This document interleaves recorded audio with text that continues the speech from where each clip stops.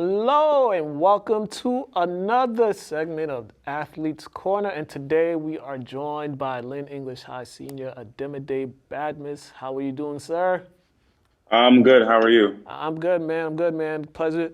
We're glad to have you on, man. It's been your senior year has been was a crazy year as far as sports, man. Just before we get into everything, overall, just tell me about your mind or your thought process, what was going through your mind when everything was going on and you guys being unsure if you were going to have a season. Um, Pretty much when we got like that call that we weren't gonna play in December, everyone was pretty like heartbreaking, and it was like I was like pretty upset, like because we were getting ready like in the summer and in the fall, we get doing workouts and playing fall league, and we started to get everything together. Everything started clicking on the fall league because we started off pretty rough, then like fall leagues and all that. Then towards the end, we started winning like tournaments, games, and everything. So we started thinking, oh, we can do something this season. Then we heard that we were gonna play. Everyone was happy. Then we heard that Lynn said that oh we couldn't play. Then things just went down.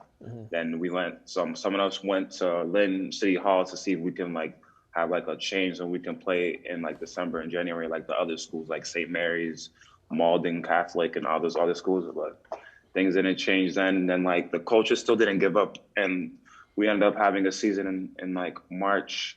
Then we just took advantage of that. And it was a short season, 8 game season pretty much, but overall you just having a season was gratifying for you and your teammates. I said just having a season was that gratifying for you and your teammates, although be it 8 games. Yeah, yeah, definitely. It was really good for me and for the other seniors too that get to have their last season, and for like the incoming people that are doing their first year in varsity get to experience what it's like playing on the varsity level. What was that like this season for you guys? Because there were a lot of expectations for your team even before the decision was made to not play and then play. But when you guys first thought you guys had a season, this team had a lot of expectations. And granted, with this small season, you guys met those expectations. How were you guys able to just be able to meet the expectations that your coaches had and also what the public had of you guys? I mean, like it was pretty tough when we first started because, like, I'm not gonna lie, like some of us weren't like I wasn't in shape as much, and like some of the players weren't in shape, and like because like this like we weren't like playing basketball as much as we were before. Then like as the season went on, like we just started playing and like getting to like know how each other play, and like we just everything just started clicking. You guys had a lot of turnovers. You guys lost some great players from last year's team and some of the newcomers that came in. It seemed like there wasn't really that much of a drop off as far as productions from the new players that got the starting role. Can you talk a little about that? Just how you guys were able to just keep it going from the last time you guys played to the first time you guys played this year. It seemed like there wasn't really that much of a drop off. Yeah, it really wasn't because from last year to this year, because like the last year's players, like Jarnell, Jack, and like JB and them, well, like during practices, like Aaron, Kanye, and Lou, we just go against them every day when we did like shell or like we would like scrimmage. So like all those three guards would know like, oh, this is what they expect, like this is what Tone expects, like this is what like everyone expects from them. So going on to this year, it's like they know like what to do and everything. So it was easier. It was an easier transition from them to go on and play. And for Ademir, what was some of the improvements that you made from your freshman year until your senior year? Because it seemed like you got more, you were more agile and you were a lot quicker on your feet. So basically, like when I came in first as a freshman, I was a little soft. Like a lot of people were telling me, oh, I have to get a little like stronger and move a little quicker. So that's basically what I've been doing, try to get a little tougher, and just like I'll be able to like to bully people and all that. That's what I just been doing basically. And you were one of the one of the players to watch. In a lot of preseason rankings, you were one of the top players to watch in the state. Overall, how did you feel going into that, knowing that there's a lot of eyes on you? You were one of the seniors to watch for this season. How would those that pressure? How were you able to handle that? I should say. Like honestly, I was a little nervous at first, but as like the game goes, like as the game goes, like you start forgetting about that, and I just keep on playing. To be honest. Definitely. And you were named the Max Preps Player of the Year. Just talk about what were your feelings when that announcement was made and you got news of that? When I got that text message from Tone, I was honestly like surprised because I didn't think I would like win that, but since like I was like able to reflect back on the season, like I can see like how I averaged like 23 points, basically a double double every game. Then I could have gotten my 1,000 rebounds, but we missed one game, so it's all good because of that. We still won the GBL league against Everett, and Tone went out with his last W for English, and I went out with my last W with English. So at the end of the day, it's still a win-win for me. Yeah. And talk about that last game because there was so much, last game for you as a player at Lynn English, last game for your coach, and I think you started with him. I think it was his second year, your first year at English. We both started the first year. You both started the first year, and just talk about that. You and him just leaving at the same time, and all the things that the team has accomplished.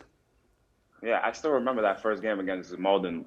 Our first game against Malden, that crowd was crazy, and that was my first varsity game.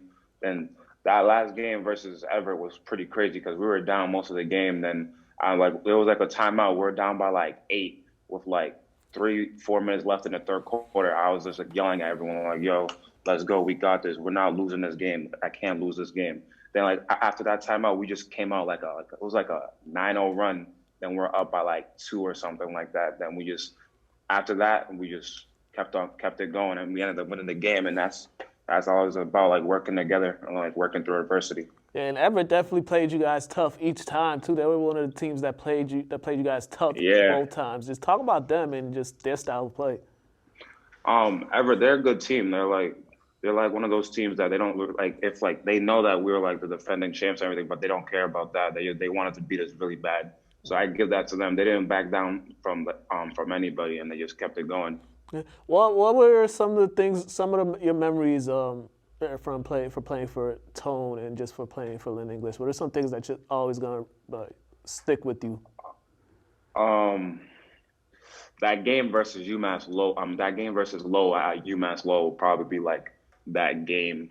That overtime game because it was adversity too because I think we're up by like 5 with like a minute and 10 seconds left, and out of nowhere they just tied the game, and they had like I remember that they had the game they had the ball left with like 10 seconds left. Then we ended up getting a stop and forcing it to overtime. Then that overtime it was just over after that. Because Jack took over, and then we just won that game, and it felt good. Felt good winning that game because everyone was there. Most of the people there wanted us to lose that game. I remember that. Yeah. I remember hearing the crowd and everything. It was just crazy.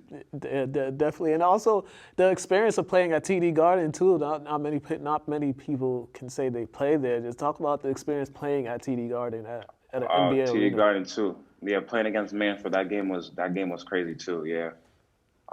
Just like playing in front of like all those people, playing on like the Celtics court, it was pretty cool to me getting to play on that. Yeah. As moving forward, are you still trying to figure out your decisions moving forward for the fall, and what your next step is going to be? No, I'm not sure what I'm gonna do yet. I'm playing AAU right now to see look at my options and everything, but I should know pretty soon. Okay.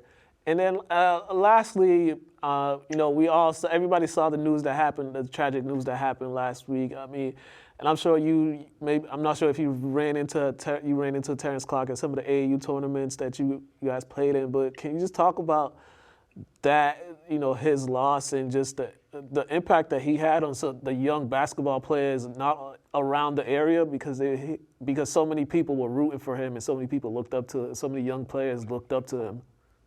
Yeah, I didn't really know Terrence like that, but I played against him because I went to Kip Academy and he went to a school called Davis Leadership, and we played against each other a couple times, in the Charter Cup Championship and some other championships, and I knew he was a good kid, and I played against him in AAU also, and I knew a lot of people looked up to him.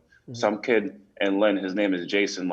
I would always tell him all the time, "Oh, you look like Terence. Oh, you play like Terence," and all that. And like he looked up to Terence a lot, and he plays for the same AAU team Terence used to play for, and he goes to the same school.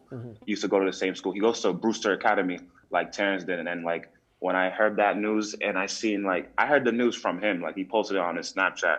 I'm like, yo, that's crazy, and I'm like, damn, because he left a mark on Boston, because like he was going to the league, and like just hearing that, like he just passed away is like, wow, like he was just a few like months away from changing his mom's life, his friend's life, and like it's just crazy to think about that. Like you can't just take life for granted like that. Yeah, definitely a sad situation. But Ademide, man, thank you for coming on. Congratulations on all your success and everything that you and the team accomplished this season. I know it wasn't the best of circumstances for you guys, but you guys were still able to have a season and just play some basketball. Yeah, thank you. No problem. All right. Oh, lastly, plug in your social media. If they want to follow you, if they want to talk to you, just plug in your social medias.